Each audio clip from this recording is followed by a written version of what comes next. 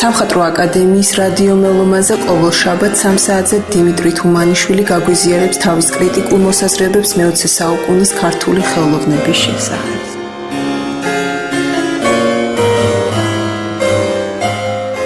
რაც და დღეს მოგახსენებთ, ალბათ უკეთესი იყო ვისიმე ხვის სასაუბრო ყოფილიყო, მაგრამ რაც მეყურება ახლა ვერ დავდებ თავს რომ ყველას მოусმინე და ყველას თვალსაზრისი გაგებული მაქვს, მაგრამ ზოგადი სურათი ისეთია, რომელიც მე მგონი შემაშფოთებელი უნდა იყოს. მხედველობაში მაქვს რასაკვირველია 13 ივნისის ჩვენს ქალაქს თავსდატეხილი უბედურება, რომელიც კიდევ ერთი ძიმე დარტყმა თუ გნებავთ უბრალოდ ფსიქოლოგიური ჩვენს ისედაც აწეწილ და ძალიან მოუწესრიგებელ ცხოვრებაზე და ამას გარდა გამომაჩინებელი სხვადასხვა მხარეებისა, რომელიც ჩვენს ყოფას აქვს. ყველაზე თვალსაჩინო სამწუხაროდ არის ის ჩრდილოვანი მხარეები, რომელიც მოყვება, აღარ ვიცი უკვე რამდენი 10 წლეული, ყოველ შემთხვევაში 60-იანი წლებიდან მაინც, შეიძლება მანამდეც უკვე. ასაკოლია თავისი ფესვებიც აქვს უფრო შორეული, მაგრამ როდესაც გამოჩნდა უკვე როგორც გამოკვეთილი და ძალზე სახიფათო მოვლენა. ეს გახლავთ გარკვეული განწყობა, რომელსაც არაფერი ეშველება თუ მას სახელი არ დავარქვით. ძალიან საგულისხმოა როგორ გამოიყურება დღევანდელი მსჯელობა. ვინც უნდა გამოდიოდეს, არ აქვს მნიშვნელობა ხელობას, მიმართულებას, არაფერს საერთოდ. ეძებს ვინმე დამნაშავეს. წარსული ხელისუფლების, ახალი ხელისუფლების მომავალის ვიღაცას გასაუბროს, რა დიდი მნიშვნელობა ახლა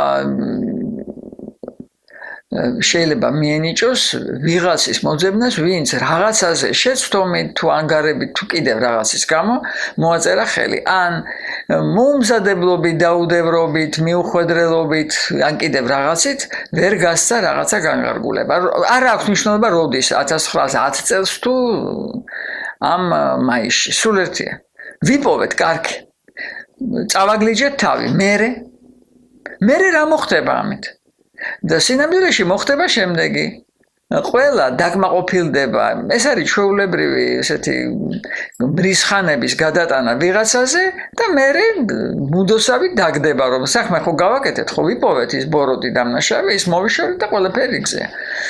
ძალიან მეეჭება მართალი თქვა, ამან რა მეუშველოს ან ჩვენ ქალაქს, ან საერთოდ ჩვენს ყოფას. ამას გარდა ძალიან ნაკლებად ჩანს, რა ვქნა, მომიტევოს ყველამ თუ მეშლება, მაგრამ მე ვერ ვხედავ ყოველ შემთხვევაში მთელ ამ მსჯელობებში ნამდვილ კეთილსინდისიერებას, ნამდვილ სურვილს გარკვევისას. ყველა ლაპარაკობს რაღაც ისეთზე, რაც მას უნდა. რაღაცა მიზეზით. ეს შეიძლება იყოს პოლიტიკური ბრალდება, შეიძლება იყოს რაღაცა არქიტექტურული თუ ტექნიკური თუ ქალაქმშენებლობითი თუ კიდევ რაღაცა იდეის ან ჩაწეხვა, ან პირიქით წინ წამოწევა. თავისის თუ თავისიანის თუ პირიქით მოწინააღმდეგის ძალიან ნაკლებად ჩანს შეწონილი მსჯელობა. ყველა ამ საშინელებაში გამოყოფს რაღაცა ერთს, რისიც მას ან გალანძღვა უნდა, ან პირიქით ამ რაღაცით ვიღაცის დაცვა უნდა. გასაგებია, გინდა ვიღაცა გაამტყუნო, მესმის. გინდა ვიღაცას ქომა გადაუდგე, ესეც მესმის. მაგრამ თავარი შეიძლება ეს იყოს ასეთ ვითარებაში, აი რა შეასაქმე. და კიდევ არ ხდება გაანალიზება სწორედ იმ ძირითადისა, რაც სინამდვილეში უნდა იყოს ყველაზე ესეთი დაბეჯითებითი გააზრების საგანი. სულ მეტი, რაც გავიგონე ამ დღეებში, ეს არის ნუ ავჩქარდებით ხოლმე დავეკითხოთ სპეციალისტებს. ძალიან კარგია სპეციალისტებთან ლაპარაკი, მაგრამ ნუ თუ ასე ძნელი მისახვედრია, რომ ჩვენი უკვე კარგა ხნის ესეც ახლობით ნახევარ საუკუნის ამბავია. ყოფობის ერთ-ერთი უმთავრესი სიმძიმე არის ის, რომ ასე ძნელია სწორედ ხელდადებით თქვა, აი ეს არის სპეციალისტი. რამდენიმე წლის წინ გამახსენდა, რომ ჩემ პატარაობაში სიტყვა ოსტატს არ ქონდა განსაზღვრება.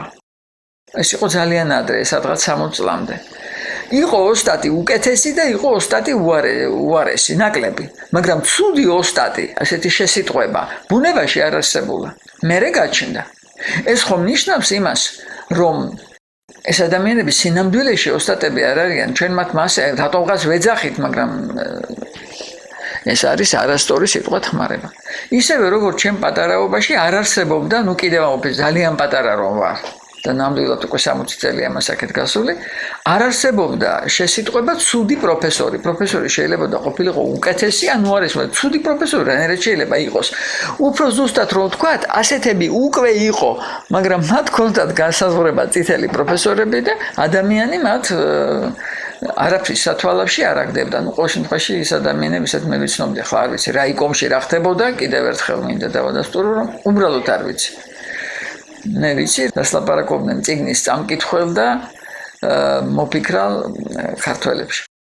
დღეს ჩვენ ხომ ყველამ ძალიან კარგად ვიცით, რომ საშინლად არის დანაგვიანებული საზოგადოების ყველა შრე და მათ შორის სწავლულთა შრეც. ძალიან ხშირად არის ხოლმე საუბარი ქართულ მეცნიერებაზე და ბრალდება ქართული მეცნიერების დამხობა ხანვის, მაგალითად ბატონ ლომაიას. არადა ძალიან თვალსაჩინოა, რომ 2005 წლისთვის ქართულ მეცნიერებაში აბსოლუტური კატასტროფა იყო. და ეს კატასტროფა 1990 წელს სულაც არ დაწყებულა. ის დაიწყო ბევრად ადრე. სულ გვიან 70-იანი წლებიდან, როდესაც ძალიან მომრავლდა მეცნიერების შიგნით ისე ადამიანები, რომელთაც უბრალოდ ჭირდებოდათ ხელფასი და უბრალოდ ჭირდებოდათ მოწმობა თავისი კვალიფიკაციისა, სინამდვილეში არც რამეს ღირებულს აკეთებდნენ, არც საერთოდ რამეს აკეთებდნენ, ფორმალურად რაღაცას ჟღაბნიდნენ, ღმერთმა მაპატიოს, მაგრამ რა ვქნა, ასე იყო. ძლივობით ვიღაცის გავლენით ან უბრალოდ ხათრით ან კიდევ რაღაცით ღებულობდნენ ან თავის საძიებელ ხარისხებს და სამეცნიერო დაწესებულებები ივსებოდა ადამიანებით, რომელთანაც ვერც ვერაფერს გააწყობდი, ვერც ჭკვასთან მოსატანს მათგან რამეს გაიგებდი და იყვნენ სრულებით ზედმეტნი. ეს არის სინამდვილეში ტრაგედია, მე განა ვინმეს რამეს ვაბრალებ და ბრალდებელი კი არ ვარ. ეს არის კატასტროფა. მომრავლდა უამრავი ადამიანი, რომელსაც სინამდვილეში საზოგადოებაში ფეხის მოსაკიდებელი არ აქვს. ამ 19 საუკუნის ლიტერატურული პერსონაჟი რომ არის ხოლმე ზედმეტი ადამიანი. აი ჩემო ბატონო, ზედმეტი ადამიანები, თან როგორღაც ნებსითად ზედმეტებით, თავისი თავი თვითონ რომ გაიზედმეტეს. ეს სულ არ ნიშნავს იმას, რომ მათ არაფერი შეეძლოთ. ნუ არ ვიცი, ახლა მახსენდება სახელები და გვარები, რომელთაც რაღაცა სხვა რამე ძალიანაც კარგად შეეძლოთ, მაგრამ კაცმა არის ის რატომ ჩათვალეს, რომ აქ არის სულ რამეს ვიტყვი, მაგრამ რა ვქნა, თბილი ადგილი და მოდი აქ ვიყო, აქ ნაკლებად შევწუხდები. შედეგი არის, რომ თქვენ გყავთ ერთი სტატუსის უამრავი ადამიანი და ამ სტატუსით თქვენ ვერ მიხვდებით ის ვინ არის. ყველამ, ვისაც რამე გაჭირვებია, ჯანმრთელობა ძალიან კარგად იცის ეს რაშიც გამოიხატება. არის 15 პროფესორი, იმათში თურმე ერთი კი არის პროფესორი, მაგრამ როგორ გინდა მიაგნო, სანამ შენ 15-სავე მოივლი, შეიძლება ძალიან ცუდი რამ დაგემართოს. და შეიძლება ისეთი რამეც მოხდეს, ესეც ცოცხალ ამბავს ვამბობ, რომ ყველაზე კარგი აღმოჩნდება სრულებითაც არა პროფესორი. იყო ესეთ შემთხვევა, როცა მამა ჩემს ყველაზე კარგად უმკურნალა პოლიკლინიკის ექიმმა, ისე როგორც ვერ უმკურნალეს უფრო სახელოვანი. მე კი აღმოჩნდა ერთ სახელოვანი კაცი, რომელიც ასევე უმკურნალებდა, მაგრამ ეს იყო 10 წლის მერე.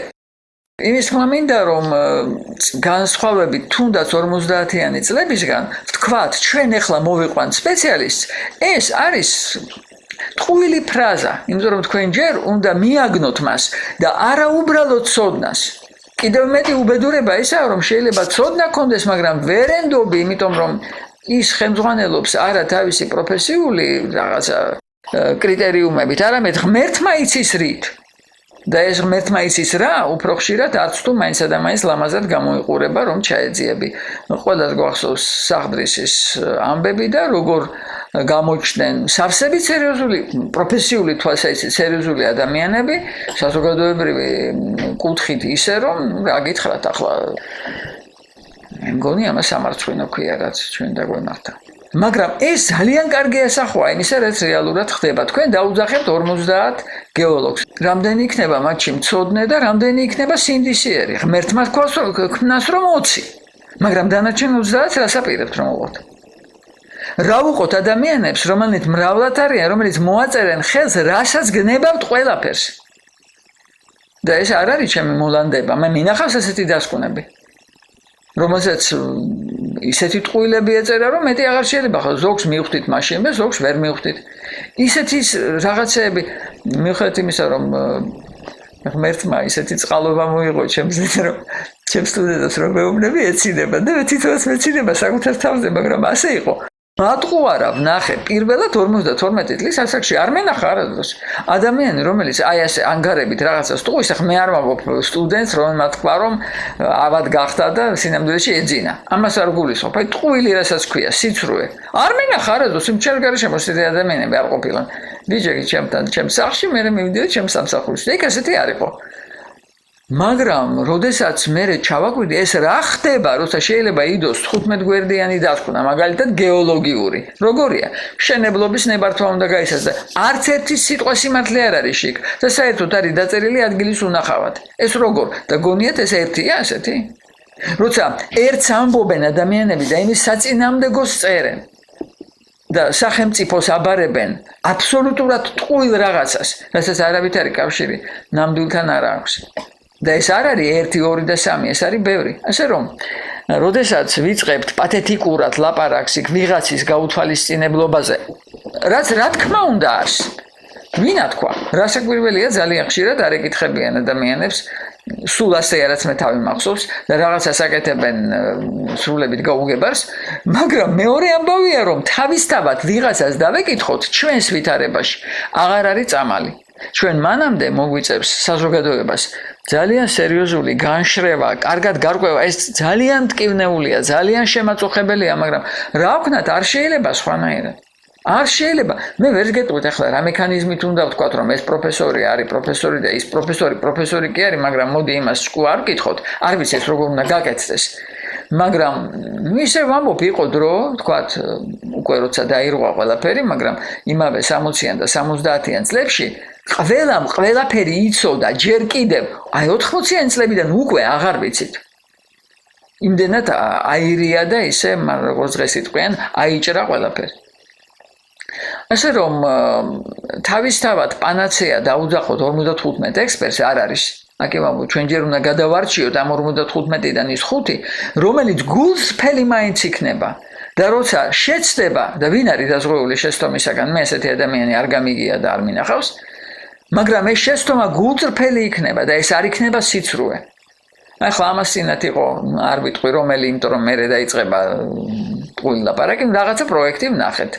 და უცებ ვარკვევ, რომ ჩუბინაშვილის სენში სანახავად მოიტანეს პროექტის ერთი ვარიანტი და საჯაროდ სანახავად მეორე აქვს. ახლა როგორ დავიჯერო რომ ადამიანი რომელმაც ეს გააკეთა, გულწრფელად ფიქრობს რომ მისი გაკეთებული კარგია. მაშინ ხომ მაჩვენებდა იმას, რაც სხვაგანაც წაიღო და დამემტკიცებდა, ან ეცდებოდა და ემტკიცებინა, რომ ეს არის რაღაცა შესანიშნავი. ესე იგი იცის რომ არ აკეთებს კარგს, ხო? ნუ არ ვიცი ახლა მე მეჩვენება რომ ეს პროფესიული თვალსაზრისით არის კატასტროფა. ახლა მეორე ამბავი რომ ჩვენ ვეძებთ სულ რაღაცა პოლიტიკურს. კი ბატონო, ვთქვათ რომ იყო ცუდი ვიღაცა ცეკას მდივანი, რამდენიც გინდათ იმდენი იყო. ვთქვათ რომ ცუდი იყო ვიღაცა პრემიერ-მინისტრი, ვიღაცა პრეზიდენტი, ვიღაცა მერი, ვიღაცა. კარგი. მაგრამ ხომ არ დახადა ეს პროექტები. ხომ არ აშენა ეს გვირაბები, ხიდები, გზები. აი ეს ხომ პროფესიონალებმა გააკეთეს. ახლა მოდით ვილაპარაკოთ ეს პროფესიონალები ვინ არიან, რანი არიან. არ არიან საერთოდ? არ ცნობს მათ პროფესიული საზოგადოება? მშენებლებზე ვერ ვიტყვი, არ ვიცი, მაგრამ არქიტექტორებზე ხომ ზუსტად ვიცი რომ ის ნაგებობები, რომელზეც ამდენ სიფურთხებიან და ილანძღებიან, ცნობილი სახელებია. მაგრამ მათ არ ახსენებენ. ახლა ასე არ შეიძლება, იცით, თუ მე ნამუზე ხელი ავიღე და რაღაცა ცუდი გავაკეთე და ან რაღაცა სისულელე დავწერე და იმას ხელი მოვაწერე, ეს ჩემი პასუხისმგებლობაა.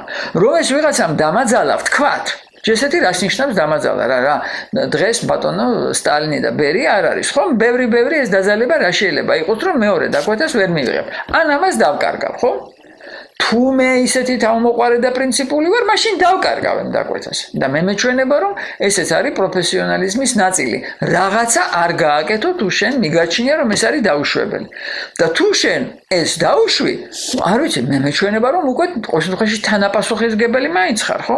ასე რომ ესეც სწორი არ არის ხელის გაშვერა რაღაც პოლიტიკური რეჟიმების მიმართ და სრულებით გაუთვალისწინებლობა იმისა რომ ეს ვიღაცამ გააკეთა და ამ ვიღაცასაც ჯიბეში დიპლომი და შეიძლება საკმარისად მაღალი დიპლომი წედო ესეც არ შეიძლება მაგრამ ყველაზე მთავარი ხომ სულ სხვა ეს არის სამი უბედურება რომელთაგან ორი საყოველთაოა მთელ დედამიწას ეხება ერთი კიდევ სპეციფიკურია პირველი ორი გახლავთ განწყობილება რომელიც დაკავშირებული არის პოზიტივისტური ფილოსოფიის დამკვიდრებასთან მე-19 საუკუნეში ეს ათეისტური იყო თავისი ბუნებით დიდწილად მატერიალისტურიც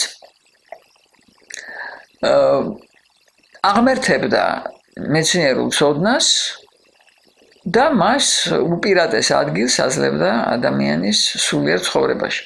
ხო ძალიან სასაცილო იქნება მეცნიერებაში მომუშავე ადამიანმა მეცნიერების აუგი თქვას. არც ვაპირებ ამის გაკეთებას, ყოვლად სასახელო რამეა, ძალიან სასარგებლო, ძალიან კარგი. მაგრამ ვისაც მეცნიერებაზე მართლა უფიქრია, მან ძალიან კარგად იცის, რომ მეცნიერებით არ შეიძლება ამოიწურებოდეს ადამიანის არათუ სულიერი, არამედ ინტელექტუალური თვალსაწიერიც კი. მეცნიერებას აქვს საზღვარი და ეს საზღვარი არის ადამიანის გონებრივი შესაძლებლობები. ადამიანი სასრულია და ამიტომ მეცნიერული ცოდნა აუცილებლად ასევე სასრულია.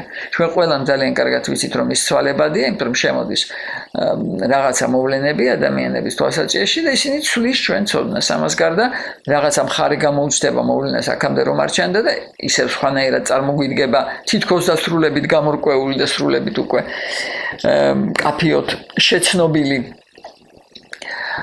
ამბებიც კი ამას გარდა მეცნიერებას არ შეუძლია იპოვოს ღირებულებითი საწყისები.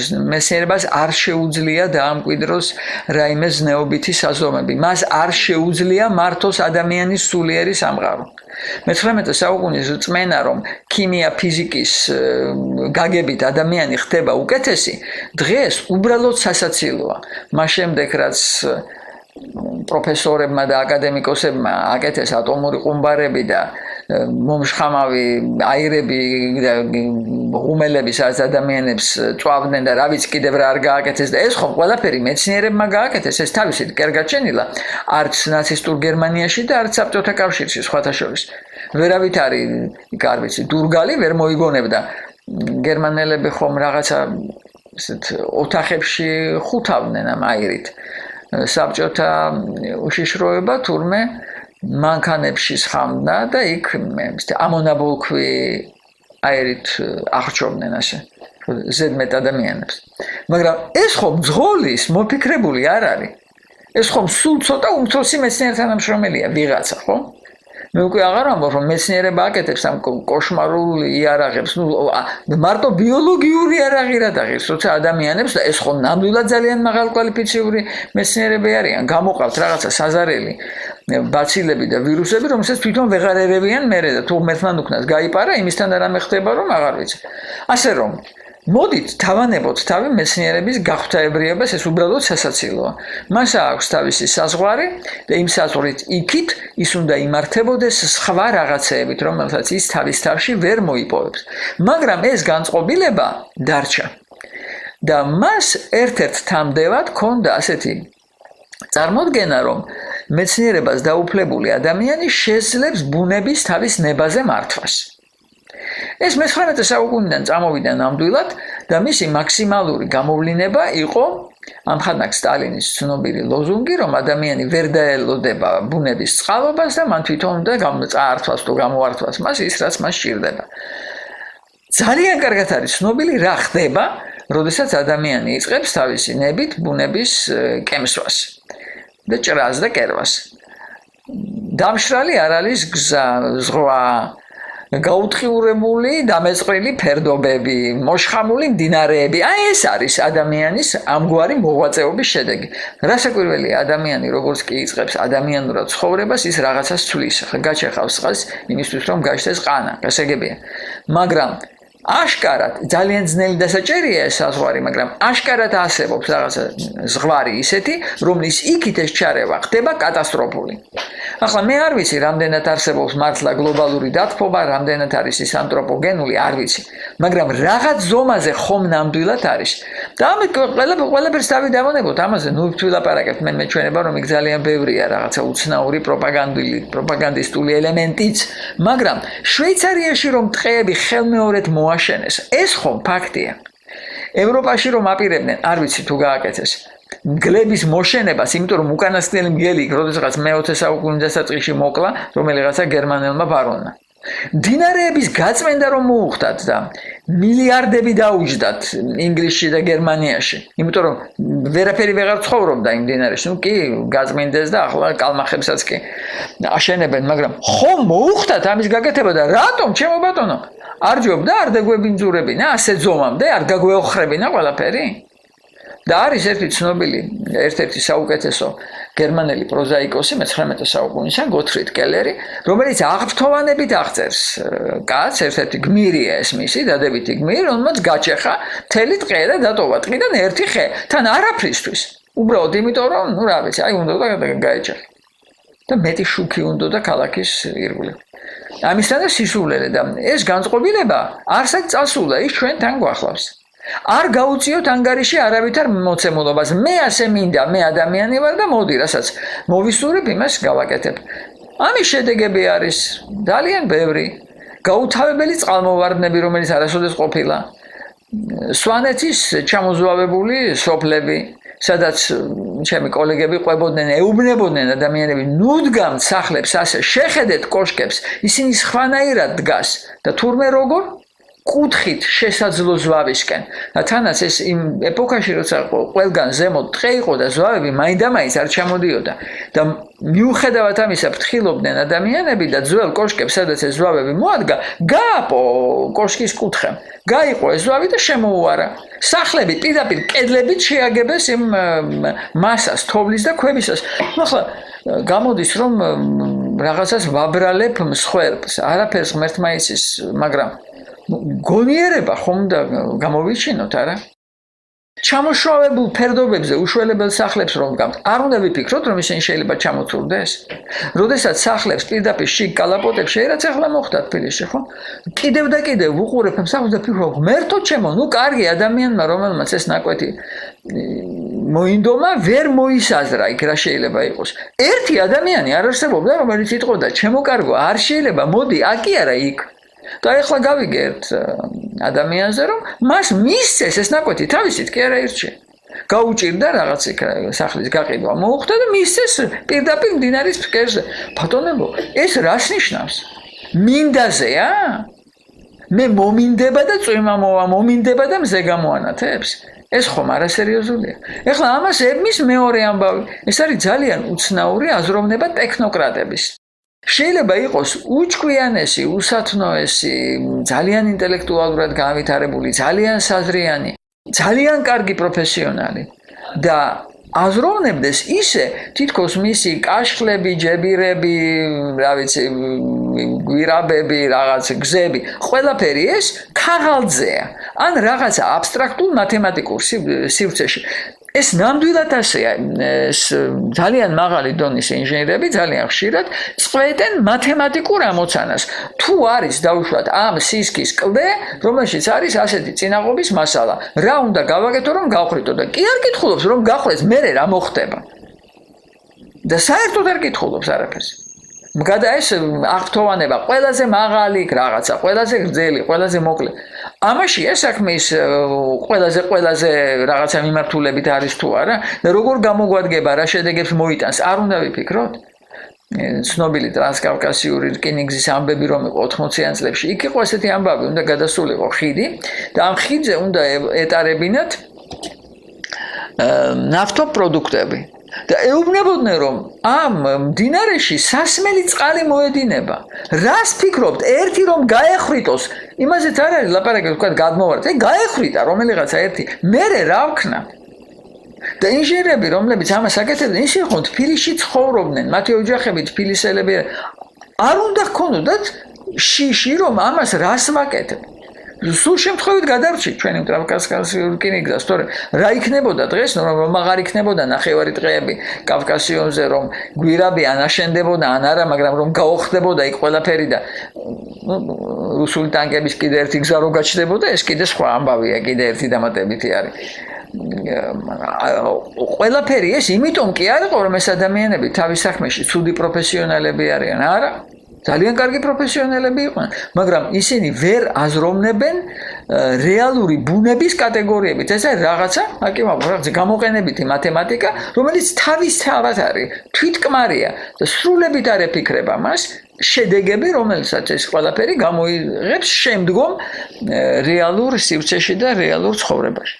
ახლა მესამე, ეს ყველგან არის, მთელ დედამიწაზე არის ეს ორი უბედურება. სადღაც უფრო უკეთესად ებრძვიან, სადღაც ნაკლებად. სამწუხაროდ მოწინააღმდეგეებიც, ეს ცნობილი ყველანაირი მწვანეები და ეკოლოგიური მოძრაობები ძალიან ხშირად არიან, აგრეთვე პოლიტიკურად ანგაჟირებულები, საუბედუროდ უფრო ხშირად მემარცხენე შეფერილობის და იქაც უკვე ვეღარ გაიგებ, როდის ამბობენ სიმართლეს, როდის არის ეს უბრალოდ პოლიტიკური ლოზუნგი და უბრალოდ საფარველი სულ სხვა რაღაცა ზრახვების შიშობ რომ არც თუ მაინც ამაღლებულის და კეთილშობილის. თუმცა რა თქმა უნდა არის შემთხვევები, რომ აბსოლუტურად მართლები არიან, ახლა ესეც უეჭველია. მაგრამ არის ამას კიდევ აი ამ ორ საყოველთაო უბედურებას ემატება უკვე საბჭოური უბედურება, რომელიც საბჭოთა ცხოვრებამ მოიტანა, ის რომ ადამიანებს არ აქვთ პასუხისგებლობის გრძნობა არაფერზე. ისინი ვეღარ გრძნობენ, რომ თავის გადაწყვეტილებაზე თვითონ აგებენ პასუხს. აი ამ წუთში ვამბობდი, რატომ არ მოვკითხეთ პროფესიონალს მეთქი. რა უნდა მოვკითხო?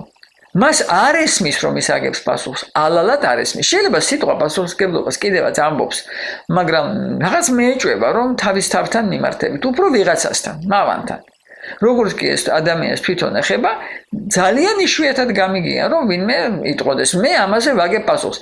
ისე კი არა პოლიტიკოსები რომ აცხადებს, ჩვენ ვიქნებით ამისთვის პასუხისმგებელი და რა მერე, თქვათ დაუშვათ, ააშენეთ თქვენ რაღაცა, ის დაინგრა და მე რა გიყო? რას ნიშნავს შენი პასუხისმგებლობა? სახლი წაგართვა, აგაშენებინო ხალხა თუ რა? ქვეყნა გაგაძებო, რა იქნება? არაფერი, ხო? ცარიელი სიტყვები. ბევრი ვერ დაждდება რაღაც თანამდებობაზე. ორი კვირა და მერე დასვამენ რაღაცა სხვაზე, ხო? თუ მისი დასი არის ქვეყნის სათავეში. არა აქვს მნიშვნელობა, ვინ იქნება, ყველა ასე იქცევა, აბსოლუტურად ყველა. ახლა ამას პასუხისმგებლობა არ ქვია. პასუხისმგებლობა ნიშნავს იმას, რომ შენ თვითონ განჭრეთ შესაძლო შედეგებს შენი ქმედებისას. და შენ იცი რა იქნება ერთ შემთხვევაში და შენ როგორ მოიქცევ. ახლა სულ მარტივი რამ იყო რაღაცა ვითარება, როდესაც ერთი ჩემზე ბევრად უფროსი ადამიანი, რაღაცა ვითარება იყო, სადაც მას ალბათ შეეშინდა. მას ეკავა საპასუხისმგებლო თანამდებობა. და მე დღესაც ვთვლი, რომ ახლა, როცა თავზე გადგას თოფიანი კაცი, მამა ჩემი ამბობდა ხოლმე, რომ რა მინდა იგვეხნის, რომ წინდა წინისის რასიზამს შუბზე ლულას რომ მიადებენ. მართლაც ასეა. რაღაცა იფიქრა, რომ ახლა მომკლავენ, ოჯახს ამომიწყვეტენ და რაღაც არ გააკეთა, ძალიან კარგად მესმის. მაგრამ შემდეგ ნაბიჯს ვედავები. როცა შენ რაღაცა ვერ გააკეთე და შენ მოგეთხოვება შენი საზოგადოებრივი მდგომარეობით, აქ იყო მტკიცე, შენ მერე უნდა დათმო ის, რასაც ვერ აკეთე. მე ასე მგონი. მეტი არაფერი, მეც ადამიანს ვერ მოსთხოვ, მაგრამ ამისთვის მზაობა ადამიანს უნდა კონდეს, არ შეიძლება სხვაგვარად. აი ეს არის, რაც მე დარწმუნებული რომ ჩამოვიაროთ ჩვენ. ოღონდ სიტყვებით არ უნდა ვიკითხოთ რაღაცა ტელეპათიური უნარი ტვინში რომ ჩავიხედოთ ადამიანების აღმოვაჩენთ რომ რა ვიცი შეიძლება არ ვიცი 10,000-ში ერთი იქნება ვისაც ასეთი მზაობა აქვს არ ვიცი ისიც არ ვიცი შეიძლება არ იყოს ამდენიც კი ეხლა ეს არ გახლავთ ადამიანების დანაშაული. ეს არის იმ საშინელი ცხოვრების შედეგი, როცა ადამიანი ვერ აგებდა პასუხს, ძალიანაც უნდოდა პასუხისმგებლობა, ვინ აკისრებდა. ადამიანი იყო პირწმინდი შემსრულებელი, პირწმინდა ჭანჭიკი, რაღაცა გაუგებარი მანქანის, რომელსაც სათავეს ვერ უპოვიდით ან საბჭოურ კოლექტიურ ხელმძღვანელობას ხომ ის კავებში სიკეთე ჰქონდა, რომ ვერადროს მიაგნებდი, ვისია ბოლოს და ბოლოს ეს აზრი.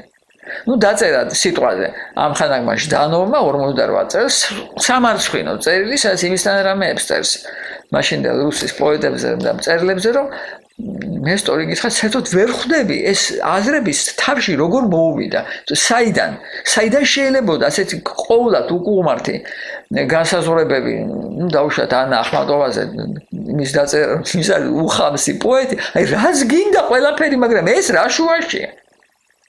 სრულებით გაუგებარია, თქვი რაღაცა სხვა. ეს აკაცო, რა ვქნა. მაგრამ თავი და თავი რა არის, რომ კი ვერ იტყვი, რომ ეს მან თვითონ მოიფიქრა. თუ შეიძლება ეს უთხრა ვიღაცამ, დაავალა ვიღაცამ, იმისთვის რომ გეკითხა, სიტყვა მე რა შუაში ვარ ამან დაწერა, ეს სიტყვა მე კი არა ის, მე ის სიტყვა და კიდე ვიღაც და ვერ მიაგნებდით ვერასოდეს, ვინაა ბოლოს და ბოლოს ამ გადამწყვეტი, ვინ არის ეს იქსი, ვინც ყველაფერი გადაწყვეტა. ისე კი ვიცოდით ვინ არის, მაგრამ როცა ეს იყო ამხანაგი სტალინი, მაგრამ როცა ვთქვათ, როცა ამხანაგი ბრეჟნევი იყო, ვინ წყვეტდა, ის წყვეტდა? აბა ვინ იცის ესა? იქნებ ვიღაც სულ სხვა. და ვერ გაიგებთ ეს ვინ არის. როდესაც ადამიანები ეტყობა დიდხანს ცხოვრობენ ასეთ ვითარებაში, საჭირო არის რაღაცა ან რაღაც მიკროგარემო, სადაც კიდევ ძველებურად ცხოვრობენ და შენგან ითხოვენ შენ საკუთარ გადაწყვეტილებას და შენ სიტყვას ფასი ადევს და შენ იცი რომ ამას მოფრთხილება უნდა, ან ასეთი მიკროგარემო უნდა არსებობს, აი მე მომიწია ცხოვრება ასეთ გარემოში. ყველგან სადაც ვიყავი, ასე იყო. იყო ძალიან ბევრი ძველი ხალხი, რომელიც ცხოვრობდა იმ ძველი წესებით და სულ არ აინტერესებდა, რას ფიქრობს იქ რომელიღაცა ობკომი თუ თბილისის კომპარტიის კომიტეტი. მაგრამ ადამიანები განსაკუთრებით ვისაც უწევდა რაღაცა თანამდებობრივი მოვალეობების შესრულება, ასე უბრალოდ ვერ ცხოვრობდნენ, იმიტომ რომ მართლა არ ეკითხებოდნენ მათ ისინი რას ფიქრობენ და რას გადაწყვეტენ. ყველაფერი იყო ძალით, ყველაფერი იყო რაღაცა გაუგებარი განკარგულებით და დედაშენი შვილი იყავი და არ შეგესრულებინა. მე შენ კი არ იზარალებდი, ყველაფერი რასთან შენ შეხებაში ხარ. ძალიან ბევრი რამ კეთდებოდა, აი ასე, საკუთარ თავზე კი არა, რაღაცაზე შიშის, რაღაცის გაფრთხილების გამო, ცნობილი ეს თვითმფრინავის განმტაცებლების შეწყალების ქაღალდზე ხელმომწერები რომ იყვნენ. იქ მაგალითად მეცნიერებს პირდაპირ ასე ეუბნებოდნენ, თქვენ ხომ ხართ ამის და ამის ხელმძღვანელი და რას ფიქრობთ? ხო ცხადი იყო ეს ასეც ნიშნავდა. და ადამიანებს თავისი თავი კი არ ედარდებოდა თავისი თანამდებობა, მაგრამ როგორ გინდა ახლა შენ თავზე აიღო პასუხისმგებლობა, რომ რაღაცა თქვა კვლევითი ინსტიტუტი განადგურდება, იმიტომ რომ შენ რაღაცას მოუფრთხილდი შენ თავმოყარეობას. ძალიან მძიმე არჩევანია, ძალიან მძიმე. სამხატვრო აკადემიის რადიო მელომაზე ყოველ შაბათ 3 საათზე დიმიტრი თუმანიშვილი გაგვიზიარებს თავის კრიტიკულ მოსაზრებებს მე-20 საუკუნის ქართული ხელოვნების შესახებ.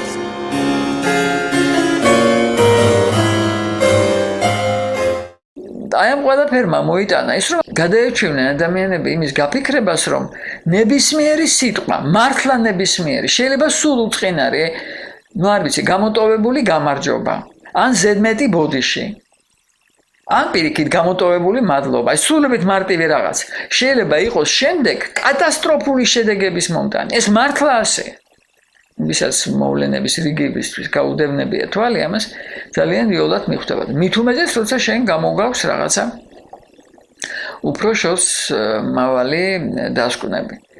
როდესაც რაღაცა საქმეზე მიდგება ჯერი, ან მით უმეტეს, როცა ეს არის რაღაცის აშენება, რაღაცის დანგრევა, რაღაცის შემატება, ან მოკლება, ხო?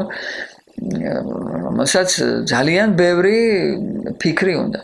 აი ამ უპასუხისმგებლობამ, ამ გადაჩვევამ, საკუთარი გადაწყვეტილების მიღებისამ და აი ამ წეულმა მერე რამ და რა ვუყოთ მერემ, რომელიც ისე მომრავლდა, მე მგონი ეს ფრაზა საერთოდ არ იყო ჩვენს მეტყველებაში, მაგრამ 60-იანი წლებიდან გამუდმებულად მერე რა ვუყოთ ახლა და რა ვუყოთ და არ გავაკეთოთ რაღაც, ან პირიქით გავაკეთოთ. მაგრამ ეს უკვე იმდენად გაუჯდა ადამიანებს ძვალსა და რბილში, რომ ამის მორევა ძალიან ძნელია და ეს მთელი ჩვენი უბედურება, რომელიც ახლა მოხდა სინამდვილეში, ვიღაცა 1-ის, 2-ის, 3-ის, საერთოდ არ აქვს მნიშვნელობა ვისი ბრალია, ასე ვთქვათ. ეს არის აი ამ პასუხისმგებლობის გრძნობა დაკარგული საზოგადოების ქმედებათა ნაყოფი. ბევრ სხვადასხვა ექსპერტს რომ დაუგდოს ადამიანმა ყური, სრულებით აშკარა სურათი იკვეთება. 60 წელი ადამიანებმა ამ კვანტში აკეთეს ერთმანეთს მიყოლებული სისულელეები. 60 წელი ყველამ. და ნუ რა ვინით ახლა ძალიან ძნელია იმის დადგენა, რომლის წილი არის აქ მეტი თუ ნაკლები. ერთმანეთს მიეწყო ეს შესწავები და გამოგვივიდა ის, რაც გამოგვივიდა. და ეხლა ჩვენ დავიფიქროთ იმაზე, ჯერ ერთი ამას ალბათ მაინც რაღაცა უნდა ეშველოს, ახლა ნამდვილად ვერ ვიტყვი რა, მაგრამ რაღაცა. და მეორე ის, რომ აწი მაინც აღარ დავუშვათ ამისთანა სიგიჟეები. აწი მაინც აღარ გავაკეთოთ ისეთი რაღაც, რაც რომელიღაცა სხვა უბანს დაანგრევს და კიდევ დაღუპავს ადამიანებს და კიდევ დაანგრევს სახლებს და რა ვიცი, კიდევ რა ნაყოფს გამოიღებს. ამაზე ეს მაინც გავაკეთოთ და დავანებოთ თავი ამ გაუთავებელ ბრალდებებს. ეს ხომ პირდაპირ კომედია იყო. ვებხვი ეცა კაცს და ზოოპარკის დირექტორი პროკურატურამ დაიბარა. ვებხვია დირექტორი ზოოპარკისა? გაქცეულ ვებხვზე მან როგორ უნდა აგოს პასუხი, მით უმეტეს ის ხომ იმიტომ არ არის იქიდან გამოპარული, რომ კარი გაუღო ვიღაცა. მოვარდა წყალი და გამოცურა ეთყობა, ხომ? რა არის ეს? რას გავს ეს? ვის მოუვიდა ეს საერთოდ აზრად? მაგრამ ეს ხომ ძალიან კარგად ასახავს ამ პათოლოგიურ აზროვნებას.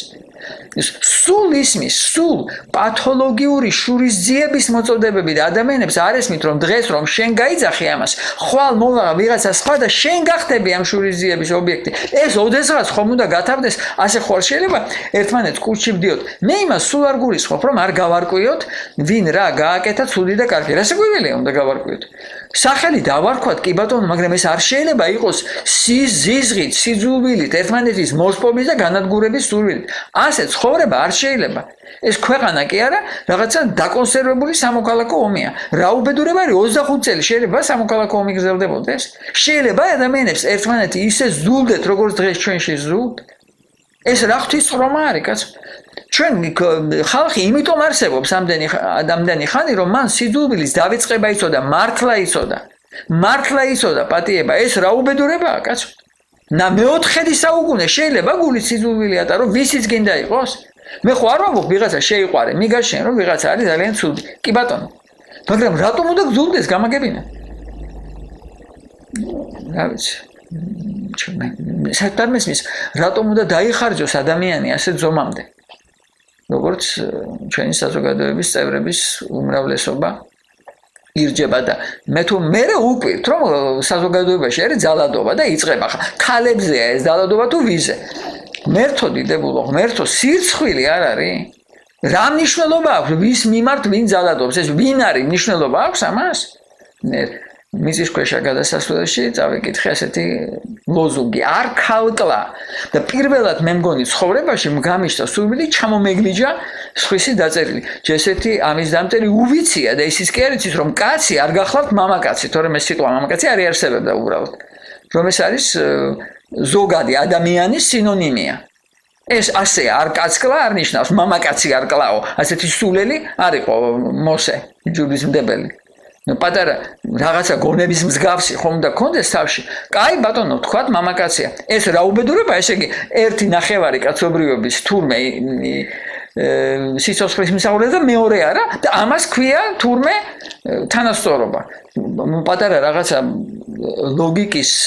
ლოგიკას ვიღაითხოს, მაგრამ ლოგიკის აჩრდილი მაინც თავში ხომ და კონდეს, გემოვნება ხომ და კონდეს.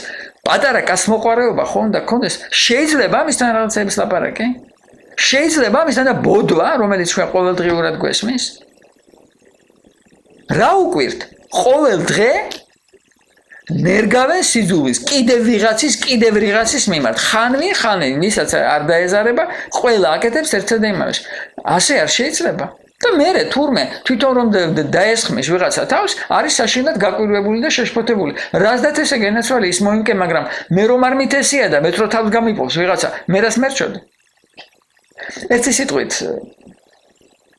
მე მგონი მივხედოთ საქმეს და დავანებოთ თავი ამ სრულებით უქმსა და ფუჭს ერთმანეთის დევნას და ერთმანეთის გაუთავებელ ბრალდებებს. კიდევ ამბობ, გავარკვიოთ მოვლენები, კი ბატონო. მაგრამ ხომ შეიძლება ცოტა მაინც სიმშვიდე გქონდეს, ცოტა მაინც. სხვაგვარად ჩვენ ვერაფერს გავიგებთ და გვექნება ის რომ ვერც ერთი აგერ ბატონო გამოაქვთ განაჩენები და კაცმა არის ისინი სამართლიანია თუ არა. არავითარი ნდობა არ არის არაფრის მიმართ. და ერთადერთი ისა მე ეს მომწონს მე ხელს მაძლევს ახლა ეს განაჩენი თუ არ მაძლევს რომელიც მაძლევს სწორია რომელიც არასწორია ესე როგორ შეიძლება რანერად შეიძლება საზოგადოება ასე არსებობდეს რა თქმა უნდა ადამიანს თავისიანი სიკეთე უნდა ყოველთვის მაგრამ რა ვიცი ახლა მე მგონი ადამიანებს შეეძლოთ ყოველ შემთხვევაში აღიარება რომ რაღაცა რაც მათ არ მოსწონთ მიუხედავად ამისა სამართლიანია მაგრამ არ არის რწმენა აბსოლუტურად არაფრის ეს ოდესმე ხომ უნდა გათავდეს ხომ არ შეიძლება ასე უკვე ну რა ვიცი ძალიან დიდი დროა ახლა ეს გრძელდება ნამდვილად 170 წელი და ოდესღაც ამას ბოლო ხომ უნდა მოეყოს არა საბედნიეროდ ამ უბედურებამ მოიტანა ღმერთი ასე არის ხოლმე ეთყობა როცა დიდი ტკივილი მოდის თუმცა მე ჩემი არ არის ფსალმუშია დათქვამი ასე ნუ გეში სემათა შენ დაახარეს მახარესო რაღაცას სანუგეშოსა და საიმედოსაც გამოგვიგზავნის ხოლმე. და აი ამ კატასტროფასთან, რომელიც ჩვენ აღარ არსებულ და კვლავ ასაშენებელ საზოგადოებას სჭირს, გამოჩნდა ვფიქრობ ის ძალაც, რომელსაც შეუძლია საზოგადოების აშენება. ოღონდ ახლა კიდევ პირობა არის ეს მოხდება თუ არა. ეჭვი არ მეპარებოდა მართალი გითხრათ, როგორც კი დავინახე ტელეეკრანზე ეს მოვარდნილი წყალი და ეს მთელი საშინელება, ეჭვი არ მეპარებოდა რომ უამრავი ადამიანი, მით უმეტეს ახალგაზრდა ადამიანი ვერ მოუთმენს გული და გავარდება დასახმარებლად. ნუ ახლა აღარ ვამბობ თვითონ ამ მაშველებს, რომელზეც გაუთავებლად ლაპარაკობენ, რომ თურმე მათ ვიღაცა თავს ესხმის. მე თავს არ გამიგია რომ ვინმეს, ნუ შეიძლება ერთი გაავებული ადამიანის გარდა ეთქვა რომ მაშველმაც უნდათ იმუშაოა. ლაპარაკი არის არასწორ დაგეგმვაზე, თორემ თვითონ ისინი გმირულად რომ იქცეოდნენ ხარ. რა ბევრი ლაპარაკი მაგას უნდა, ვისაც ორი თვალი აბია, მივხვდა, ნუ არ ვიცი. მე ვერ წარმომიდგენია სხვანაირად, როგორ შეიძლება მადლობა კი არა, არ ვიცი საერთოდ რა ეკუთვნით ამ ადამიანებს. სუტყვილია ეს და მაგრამ არ უნდა იფარო, როცა შენ რაღაცა ვერ გააკეთე, ამ თავდადებულ და გულანთებულ ადამიანებს ფარად ნუ დაიყენებ. ესეც არეგების, ასეც არ შეიძლება მოქცევა. მაგრამ რომ მათ გვერდში დაუდგებოდა ჩვენი საზოგადოების რაღაცა ესეთი აქტიური და ენერგიული ნაწილი, ეს სრულებით აშკარა იყო. მოხდა მეორე, რასაც ნამდვილად ვერ ველოდი. მე უკვე ბევრი წელია ჩემ სტუდენტებს ვეუბნები, რომ მათ თვისებები, რომელიც წინა თაობებს არ ქონიათ. და მჯერა რომ ეს ასეა. უკვე 10 წელია გაუჩნდათ რაღაცა სხვანაირი განცდა რეალობის, უფრო რეალისტურები არიან, ნაკლებად გაზულუქებულები არიან, უფრო მართლები არიან. თითქმის აღარ თვალთმაქცობენ, ძალიან იშვიათია თვალთმაქცი. ეს უზარმაზარი ამბავია ჩვენი ფარისევლობის სენის მერე. რაღაცა არ ვიცი, პათოლოგიური მატყუარობის მერე. ადამიანებს ესეთ აზრადაც კი არ მოსდით, რომ რატომღაც არ უნდა თქვან ის, რაც თავში აქვთ. და მე ვერ ვიტყოდი სხვათა შორის, რომ ეს ხშირად იყოს უზრდელობა. ნუ არ ვიცი, ყოველ შემთხვევაში, ჩემს აუდიტორიაში მე ეს თითქმის არ მინახავს. ადამიანები ამბობენ პირდაპირ, მაგრამ სრულებითაც არა უზრდელად. უბრალოდ გულწრფელები არიან ახლა. შენ თუ გულწრფელობაში ჩამოვართმევ რაღაცა ცუდად, ეს უკვე შენზეა, ხო? ეს მე ყველაფერი ვიცოდი და არ გამეკვირდა. მაგრამ რომ აღმოჩნდა თვით ორგანიზების უნარი, ეს კი მართალი გითხრათ, პირველ ხანებში საერთოდ ვერ დავიჯერე. აქ ყველაზე მნიშვნელოვანი ის კი არ არის, რომ გამოჩნდნენ ადამიანები, რომლებმაც სწორი განკარგულებები გასცეს. ესეც ძალიან დიდი ამბავია. რადგან ჩვენი ერთ-ერთი უბედურება ჩვენი ეროვნული მონდრეობიდან მოყოლებული არის ლიდერების და ლიდერობის თვისების მქონე ადამიანების წარმოუდგენელი ნაკლებობა. და თუ ვიღაცას აქვს, აი მაგალითად ბატონ სააკაშვილის აქვს ეს თვისებები, მაგრამ იქვე ისეთი პეთქებადია და ისეთი გაუტანასწორებელია, რომ ძალიან ხშირად უკვე ვეღარ ლიდერობს. ვიღაცა დინჯია და დალაგებულია, მაგრამ ვერ იღებს გადაწყვეტილებებს, ან ძალიან დიდხანს უნდება ამ გადაწყვეტილებების მიღებას, ესეც არ შეიძლება. ვიღაცას კიდე რაღაცა თვისება აქვს, მაგრამ ისევ რაღაც არა აქვს. ან რაღაცა აი მაგალითად ბატონი ზურაბ ჟვანია ხომ ძალიან ნიჭიერი კაცი, ჭკვიანი კაცი, მაგრამ იმდენ რაღაცას ითვალისწინებდა, რომ საბოლოო ჯამში სულ მისulis შეტაბეჭდილება მქონდა, სულ ჩერდება. ნაბიჯს გადაგდ, მე გაჩერდება და 5 საათით გაზდა. ნუ ახლა როცა ყოველწამიერად არის გადაწყვეტილებები მისაღები, ასე არ გამოდის. ნუ მე უკვე აღარ მოვფრო ამ ბევრ ჭოჭმანში ხშირად არასწორ გადაწყვეტილებებსაც მიიღებს ხოლმე ადამიანი, ასეც ხდება, ატყუილებს რაღაცა გარემოებები და არასწორად ქმედებს. და ასე შემდეგ და ასე შემდეგ. ეს აკიმაბობ თავისთავად ძალიან კარგია, მაგრამ 1000-ჯერ უკეთესი ის არის, რომ სხვები უჯერებდნენ. აი მთელი ის ხანი, რაც მე ვიცი, ადამიანები შეიძლებოდა წასულიყვნენ სადღაც, იცით როგორ ვითარებაში? აი სადაც ემოციას მიყავ ხარ, აი ახლა როგორ შეიძლება მე გამოვაკლდე რაღაცას. ასეთ განცდას ბევრჯერ მიუყვანია ადამიანები სადღაც და მათ შორის სხვათა შორის აი ლამისა გმირობა ჩაუდენინებია. ეს ჩვენ თვალწინაც ხდებოდა. მაგრამ მე წავალ იქ იმისთვის კი არა რომ ვიღაცის გვერდით ვიყო, არამედ იმისთვის რომ გავაკეთო საქმე და მივდივარ იმ საქმის გასაკეთებლად, რომელიც მე კი არ ავიკვიატე, არამედ მითხრეს რომ ეს ახლა საჭიროა და მივდივარ იქ, სადაც მითხრა სხვამ, ეს არ ყოფილა, არც ვიცი რამდენი ხანი.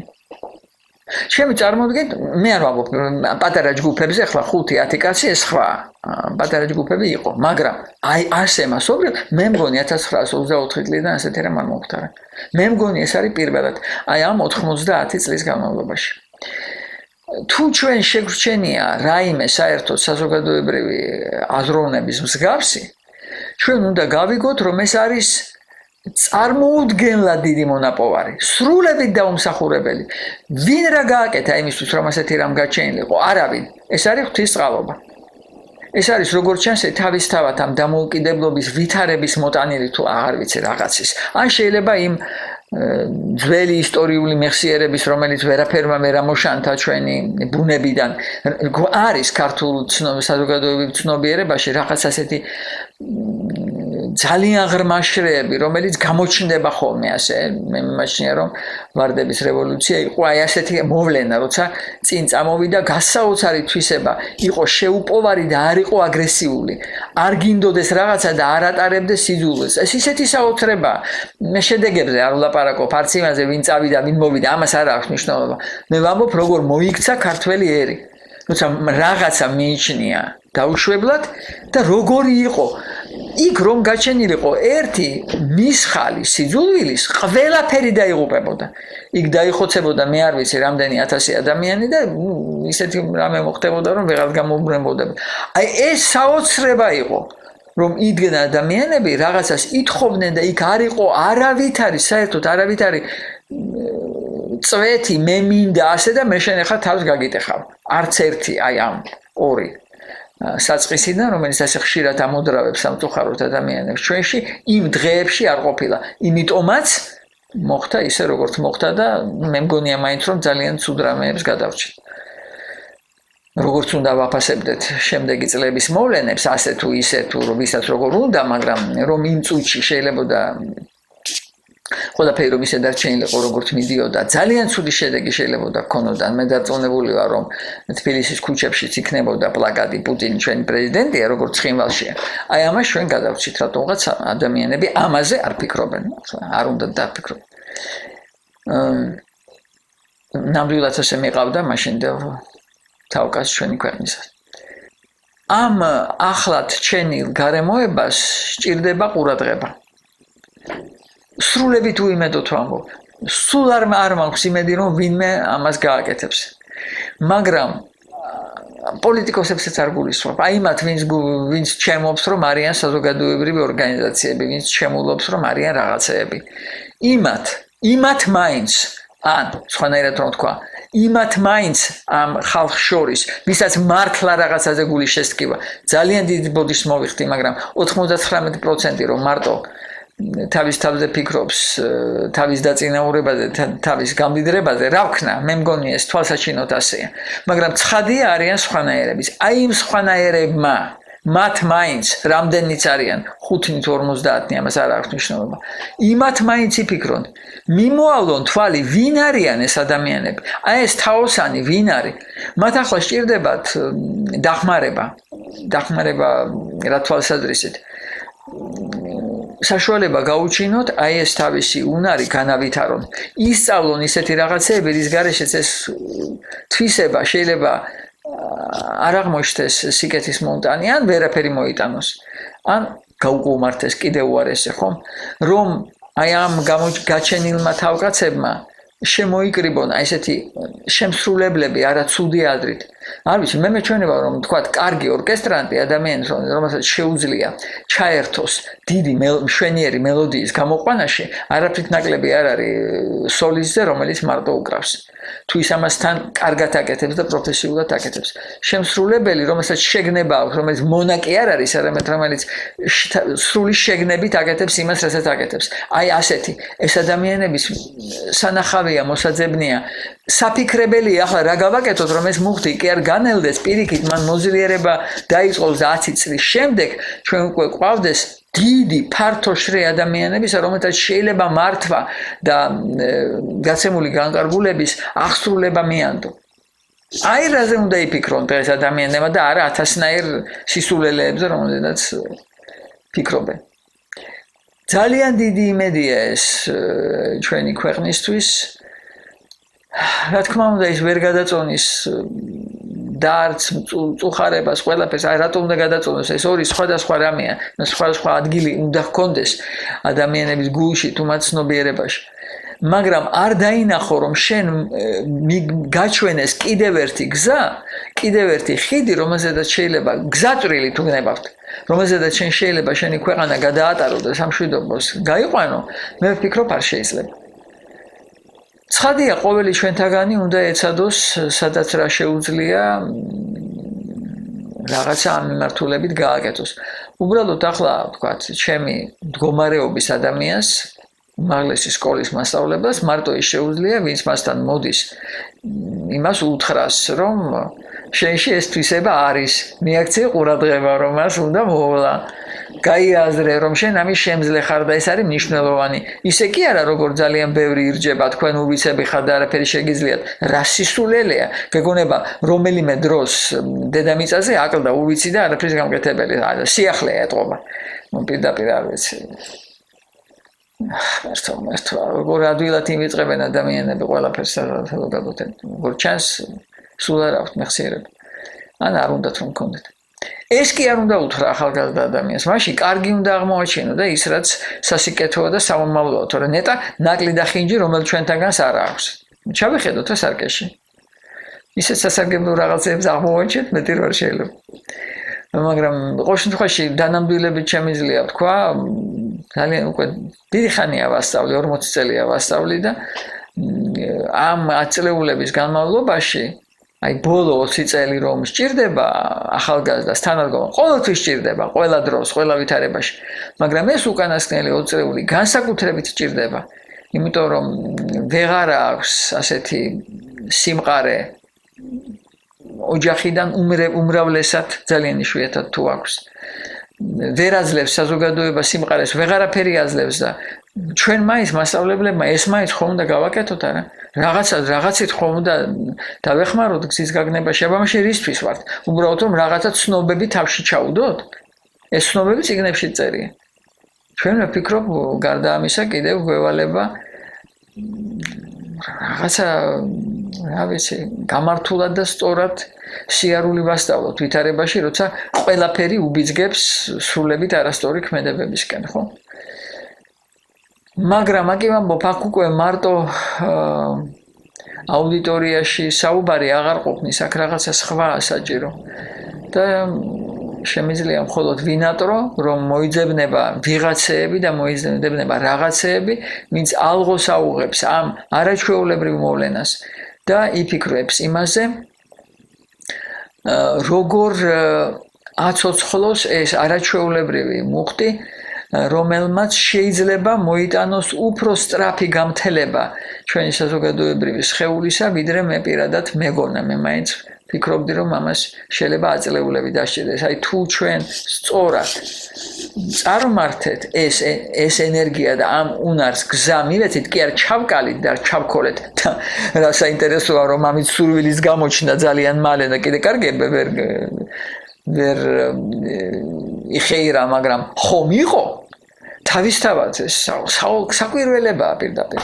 საკვირველება არ გინდოდეს დამხმარე, იმიტომ რომ ის შენ შეიძლება კარგად არ გამოგაჩენდეს. გეგონება ამას რაიმე მნიშვნელობა ქონდეს. შენ როგორ ჩანხარ. ასე თუ ისე უბედურებამ გამოაჩინა ჩვენი კიდევ ერთხელ გამოაჩინა და ძალიან თვალსაჩინოდ გააშიშვა ნაკლი, რომელსაც უნდა შველა და გვაჩვენა გარკვეული გეზიც, რომლითაც შეიძლება სიარული რათა მოვიშოროთ ეს ხარვეზი და ეს ჭირი. ეხლა ჩვენზეა კიდევ ერთხელ ჩვენზეა გადავდგამ ჩვენ თუ არა იმ სწორ ნაბიჯებს, რომელიც გადასადგმელია, ნახავთ თუ არა იმ სწორ საშუალებებს, რომ მივიღოთ სასიკეთო შედეგი, გავუწევთ თუ არა დახმარებას იმ ძალებს, რომელსაც ის სჭირდება, თუ გავაგრძელებთ უპასუხისმგებლო რაღაცა თავნებურ ბოდიალს, რომელიც გაახანგრძლივებს ჩვენი ქვეყნის გამოჯანმრთელებას. მე მწამს, რომ ისეთი გრძელი და ისეთი ღრმა ფესვი გვაქვს, ისე შორს არის სადღაც, ვიცი რომ 1000 წლეულების სიღრმეში და იქიდან ისეთი ძვირფასი წვენები და ენერგია მოდის, რომ ბოლოს და ბოლოს ეს მოხდება. მაგრამ ხომ შეიძლება ჩვენს ხელი გამოვიღოთ და ამისთვის რაღაცა გავაკეთოთ. და სადაც შეგვიძლია დავადოთ მალამო, ან შეგვიძლია უბრალოდ დავასხათ წყალი, რომ რომელიღაცა ნერგმა უფრო სწრაფად იხაროს, ან რაღაცა დავაყაროთ, რომ ზრდა გამალდეს. თუ ეს შეგვიძლია, გავაკეთოთ. მეტი ბოლოს და ბოლოს არაფერი მოგვეთხოვება, ხო? ღმერთმა თავისთავად მოგცა კიდევ ერთი გამოკეთების საშუალება ჩვენზე, მხოლოდ მისი გამოყენება არის. რა ვიცი, ვისურვებდი, რომ ახლა მაინც, ამ ჯერზე მაინც ჩვენმა საზოგადოებამ მოიკრიბოს ძალა და შეიძლება ძალიან დიდი არა, მაგრამ რაღაც ნაბიჯი გადადგას ამ სწორი და როგორც ჩანს ერთადერთი სწორი მიმართულებით. ჩვენი სარწმუნოება სამსათნოებას ასწავლის, წმენას, სიყვარულს და იმედს, რომელიც სინამდვილეში ყოველი ამ სამთაგანი დანარჩენი ორისგან შედგება. ასე რომ ვიქონიოთ იმედი, ამისთვის უნდა გავაღვივოთ სიყვარული და არ უნდა ჩავკლათ რწმენა. თუ ეს სამი გვექნება, დანამდვილებით შეიძლება ითქვას, რომ ჩვენ იქ მივალთ, სადაც გვინდა რომ იმედი მაქვს, რომ გვინდა რომ მივიდეთ. უკვე ისიც აღარ ვიცი რა უნდა, მაგრამ რაც უნდა გვინდოდეს, რომ გვინდოდეს, აი იქ მაშინ მივალთ და ვფიქრობ, არც ისე დიდი ხნის შემდეგ. ძალიან მომინდებოდა დასაწყის ამ განა სამოთხისებრი, განა დალხენილი, მაგრამ სწორი ცხოვრებისა მოვესწრო. ამისთვის ეს უნდა მოხდეს სადღაც 10 წელიწადში.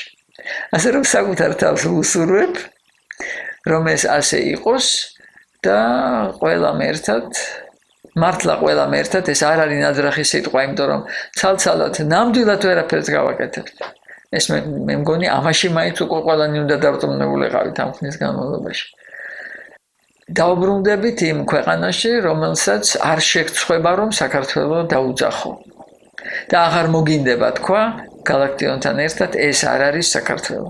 რომ თქვათ, ეს საქართველოა ის, რომელსაც აკადრებ იმ დიდ სახელებს, რომელიც საბედნიეროდ საკმარისად მრავლად გვაქვს.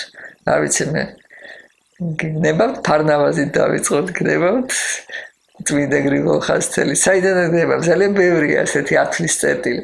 აი რომ შეგვეძლოს თქვათ, ჩვენი მათი ქვეყანა ვართ. მოდით ვეცადოთ, რომ ჩვენი პატარა ალბათ ახლა რა ბევრი ჩვენ სათითაოდ შეგვიძლია, მაგრამ ჩვენი პატარ-პატარა მარცვლები მივიტანოთ იმ კედელთან, იმ კედლის ასაშენებლად რომელიც ზღუდეთ შემოევლება სწორ ცხოვრებას და აღარ შეუშვებს შიგ, რაც მთავარია სიბრიყვეს და სისულელეს, რომელიც იქნება უთაურობის მომაგერიებელი. სხვა ზღუდე ჩვენ არ გვჭირდა. სამხატვრო აკადემიის რადიო მელომაზე ყოველ შაბათ 3 საათზე დიმიტრი თუმანიშვილი გაგვიზიარებს თავის კრიტიკულ მოსაზრებებს მე-20 საუკუნის ქართული ხელოვნების შესახებ.